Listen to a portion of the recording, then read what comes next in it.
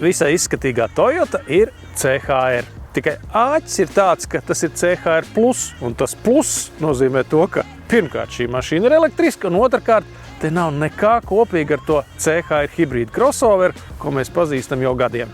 Patiesībā CHR Plus ražots uz vienas elektriskās platformas ar pazīstamo Toyota elektromobīli BZ4X.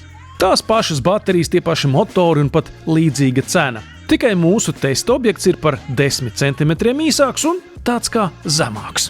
Un līdz ar to vienīgais, kas CHR Plus tik tiešām saista ar to benzīna hibrīda CHR, ir rokturīts aizmugurējo durvju augšmalā. CHR Plus bagāžnieks ir tā kā tipiskam kupē crossoveram, un tomēr tas ir nedaudz lielāks nekā īstajam CHR. Kā es to zinu? Zinu tāpēc, ka šis gumijas paklājiņš ir no tā benzīna hibrīda, un viņš apmēram kāds 5 cm par īsu. Ja jūs man līdz šai vietai tā īsti nenoticējāt, tad paskatieties uz Toyota CHR Plus salonu. Tas ir 1:1 ar BZ4X, tāpat jocīgā stūre, tālais speedometra ekrāns, viduskonsole, jaunais dizains ar 2 lādētājiem, jaunais ekrāns, un tā tālāk. Un nav arī cimdu kastītes, kas ir diezgan jocīgi Toyota elektromobīļiem. Tā kā es teiktu, ka līdz šai vietai viss ir tieši tāpat. Un tad rodas jautājums, kas ir citādi? Varbūt atbildi sniegs skats no otrās rindas. Jāsaka tā, kā aizmugurē vietas arī nav mazāk kā tajā lielajā brālī, jo, sēdeklis normāli attālumā, vietas kājām pietiek, ir kaut kāda ventilācija arī, griezt arī normāli augstumā, kaut arī mums ir tā kupējas virsbū, 2 pieauguši pasažieri, te mierīgi var sēdēt. Un vēl tā apdara ir tāda, negluži kā Toyotai, drīzāk, vairāk tā kā Lexus virzienā. Vienīgi durvis ir izteikti šaurākas un arī atverās, tādā salīdzinoši mazā leņķī, tas nav sevi šķērti. Aizmugurē rakstīts, ka šim CHR Plus ir pilnpiedziņa. Tātad arī lielā jauda? BZ4X pilnpiedziņā parasti ir X-moda režīms, ko viņi ir paņēmuši no Subaru. Un šai automašīnai arī ir Subaru analogs ar ļoti jocīgu nosaukumu Uncharted. Bet te nav X-moda, te ir vienkārši eko un sniega režīms un vairāk arī nekā. Līdz ar to tādiem nopietnākiem pilnpiedziņas varoņdarbiem šis automobils acīm redzot nav paredzēts. Jā, skaidrs, bet kam tad?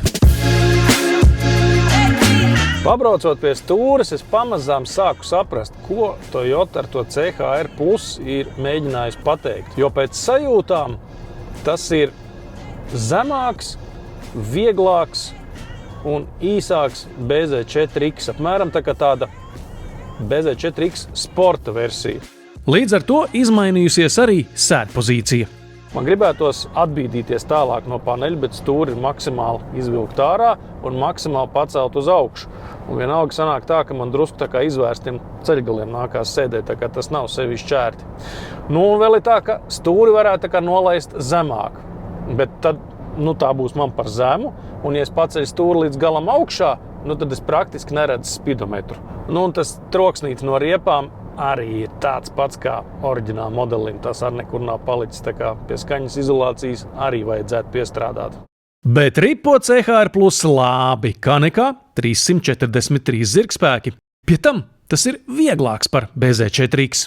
Uzlādes jauda nav sevišķi liela, 150 kW, bet praksē ir pierādījies, ka patiesībā ar to pietiek. Jo tiklīdz uzlādes jauda ir lielāka, tad automobils ir dārgāks, tad arī baterijas mūžs teorētiski ir īsāks, bet pats galvenais ir tas, ka jums tomēr nākas meklēt tādu uzlādes staciju, kur ir tik jaudīga. Pārsvarā viņas tomēr viss ir tās 120, 150, tā kā ar to arī pilnīgi pietiek.